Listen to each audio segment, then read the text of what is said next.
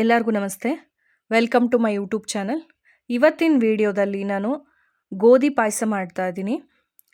ಹೆಲ್ತಿಯಾಗಿರೋವಂಥ ಗೋಧಿ ಪಾಯಸ ಹೇಗೆ ಮಾಡೋದು ಅಂತ ತೋರಿಸ್ತೀನಿ. ತುಂಬಾ ದೇವಸ್ಥಾನಗಳಲ್ಲಿ ಈ ಥರ ಒಂದು ಪಾಯಸನ ಮಾಡ್ತಾರೆ. ಈ ಪಾಯಸ ಹೇಗೆ ಮಾಡೋದು ಅಂತ ನೋಡೋಣ ಬನ್ನಿ. ಇದು ಗೋಧಿ ನುಚ್ಚು 1 ಬಟ್ಲಷ್ಟು ತೊಗೊಂಡಿದ್ದೀನಿ. ಗೋಧಿ ಇರುತ್ತಲ್ಲ ಅದನ್ನು ನುಚ್ಚು ಮಾಡಿಸ್ಕೋಬೇಕಾಗತ್ತೆ. ನುಚ್ಚು ಮಾಡಿಸ್ಕೊಂಡ್ಮೇಲೆ ಇದರಲ್ಲಿ ಪಾಯಸ ಮಾಡ್ಬೋದು. ಈಗ ನೋಡ್ತಾ ಇರ್ಬೋದು.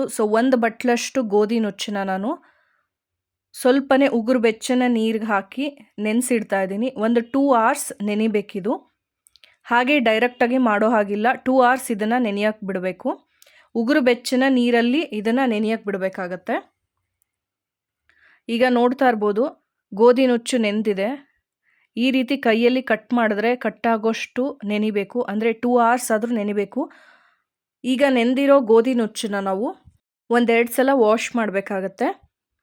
ಇದನ್ನು ವಾಶ್ ಮಾಡಿಬಿಟ್ಟು ನಾನು ವಾಶ್ ಮಾಡಿ ಇಟ್ಕೊಂಡಿದ್ದೀನಿ ನೋಡಿ. ಒಂದು ಕುಕ್ಕರಲ್ಲಿ ಹಾಕ್ಕೋಬೇಕು. 1 ಬಟ್ಲಷ್ಟು ಗೋಧಿ ನುಚ್ಚಿಗೆ 2-3 ಬಟ್ಲಷ್ಟು ನೀರನ್ನು ಹಾಕಬೇಕಾಗತ್ತೆ. ನಾನಿಲ್ಲಿ ಲೋಟದ ಅಳತೆಲ್ಲ ಹಾಕ್ತಾ ಇದ್ದೀನಿ. 2 ಲೋಟದಷ್ಟು ನೀರನ್ನು ಹಾಕ್ತಾ ಇದ್ದೀನಿ. ಹಾಕಿ ಕುಕ್ಕರ್ 2 ವಿಷಿಲ್ ಕೂಗಿಸ್ಕೋಬೇಕು.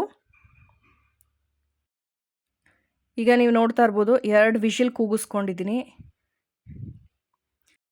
ಈಗ ಬೆಂದಿರೋ ಗೋಧಿ ನುಚ್ಚಿಗೆ 1 ಬಟ್ಲಷ್ಟು ಬೆಲ್ಲದ ಪುಡಿನ ತೊಗೊಂಡಿದ್ದೀನಿ. ಹಾಗೆ ಒಂದು ಅರ್ಧ ಬಟ್ಲಷ್ಟು ಕೊಬ್ಬರಿನ ತುರಿದು ಇಟ್ಕೊಂಡಿದ್ದೀನಿ. ಅದನ್ನು ಹಾಕ್ಕೊತಾ ಇದ್ದೀನಿ. ನೀವು ಸಿಹಿ ಬೇಕು ಅಂದರೆ ಇನ್ನೊಂದು ಸ್ವಲ್ಪ ಜಾಸ್ತಿ ಹಾಕ್ಕೋಬೋದು. ಹಾಗೆ 1-2 ಏಲಕ್ಕಿನ ಹಾಕ್ಕೊಂಡಿದ್ದೀನಿ. ಈಗ ಇದಿಷ್ಟನ್ನು ಮಿಕ್ಸ್ ಮಾಡಿಕೊಂಡು ಬಿಸಿ ಮಾಡೋಕ್ಕೆ ಇಡಬೇಕು. ಬೆಲ್ಲ ಪೂರ್ತಿ ಕರಗಬೇಕು. ಹಾಗೆ ಕೊಬ್ಬರಿನೂ ಅದರಲ್ಲಿ ಬೇಯಬೇಕು. ಈಗ ಗೋಧಿ ಬೆಂದಿದೆಯೋ ಇಲ್ಲೋ ಅಂತ ಚೆಕ್ ಮಾಡ್ತಾ ಇದ್ದೀನಿ ನೋಡಿ. ಈ ರೀತಿ ಗೋಧಿ ಬೆಂದಿರಬೇಕು. 2 ವಿಷಿಲ್ ಕೂಗಿಸ್ಕೊಂಡ್ರೆ ಸಾಕು. ಈಗ ಇದಕ್ಕೆ ನೀರನ್ನು ನೋಡ್ಕೊಂಡು ಹಾಕ್ಕೋಬೇಕಾಗತ್ತೆ. ನಾನು 1 ಲೋಟ ನೀರನ್ನು ಹಾಕ್ಕೊತಾ ಇದ್ದೀನಿ. ಈಗ ಇದು ಚೆನ್ನಾಗಿ ಕುದಿ ಬರಬೇಕು. ಅಲ್ಲಿವರೆಗೂ ಇದನ್ನು ಕುದಿಸ್ಕೋಬೇಕು.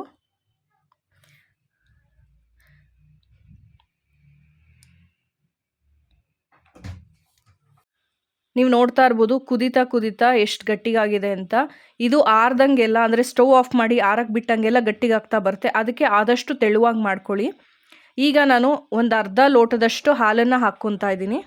ಇನ್ನೇನು ಆಲ್ಮೋಸ್ಟ್ ಪಾಯಸ ರೆಡಿ ಆಗ್ತಿದೆ ಅನ್ಬೇಕಾದ್ರೆ ಮಾತ್ರ ಹಾಲು ಹಾಕ್ಕೋಬೇಕು. ಹಾಲು ಹಾಕಿದ್ಮೇಲೆ ಜಾಸ್ತಿ ಹೊತ್ತು ಕುದಿಸೋದು ಬೇಕಾಗಲ್ಲ. 1-2 ನಿಮಿಷ ಕುದ್ರೆ ಸಾಕು. ಇದು ಆಲ್ರೆಡಿ ಕುದೀತಾ ಇತ್ತು, ಹಾಗಾಗಿ ಬೆಂದಿದೆ. ಇವಾಗ ಮಾತ್ರ ಹಾಲು ಹಾಕಿದ್ದೀನಿ. ಹಾಲು ಹಾಕಿ 1-2 ನಿಮಿಷ ಕುದಿಸಿದ್ರೆ ಸಾಕು. ಆಮೇಲೆ ಸ್ಟವ್ನ ಆಫ್ ಮಾಡಬೇಕಾಗತ್ತೆ. ಈಗ ನಾನೊಂದು ಪ್ಯಾನ್ಗೆ 1-2 ಸ್ಪೂನಷ್ಟು ತುಪ್ಪ ಹಾಕ್ಕೊಂಡು ದ್ರಾಕ್ಷಿ ಗೋಡಂಬಿನ ಹುರ್ಕೊತಾ ಇದ್ದೀನಿ.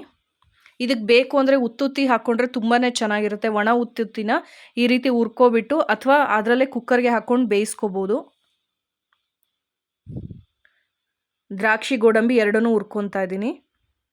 ಈಗ ತುಪ್ಪದಲ್ಲಿ ಹುರಿದಿರೋ ದ್ರಾಕ್ಷಿ ಗೋಡಂಬಿನ 2 ಪಾಯಸಕ್ಕೆ ಹಾಕ್ಕೊತಾ ಇದ್ದೀನಿ. ದೇವಸ್ಥಾನದಲ್ಲಿ ಮಾಡೋ ಅಂಥ ಗೋಧಿ ಪಾಯಸ ಸಿಂಪಲ್ಲಾಗಿ ಮನೆಯಲ್ಲೇ ಹೇಗೆ ಮಾಡ್ಕೋಬೋದು ಅಂತ ತೋರಿಸಿದ್ದೀನಿ. ನಿಮಗೆ ಈ ವಿಡಿಯೋ ಇಷ್ಟ ಆಗಿದೆ ಅಂದ್ಕೊಂಡಿದ್ದೀನಿ. ಇಷ್ಟ ಆಗಿದ್ದರೆ ಪ್ಲೀಸ್ ಲೈಕ್ ಮಾಡಿ, ಶೇರ್ ಮಾಡಿ, ಹಾಗೆ ಸಬ್ಸ್ಕ್ರೈಬ್ ಮಾಡೋದನ್ನ ಮರಿಬೇಡಿ. ಇದು ಆದಷ್ಟು ತೆಳುವಾಗಿ ಮಾಡಿಕೊಂಡ್ರೆ ಆರದ್ಮೇಲೆ ಗಟ್ಟಿಗಾಗತ್ತೆ. ಅದಕ್ಕೆ ಫಸ್ಟಿಗೆ ಗಟ್ಟಿಗೆ ಮಾಡ್ಕೋಬೇಡಿ, ಆದಷ್ಟು ತೆಳುವಾಗಿ ಮಾಡ್ಕೊಳ್ಳಿ. ಎಲ್ಲರಿಗೂ ಥ್ಯಾಂಕ್ ಯು.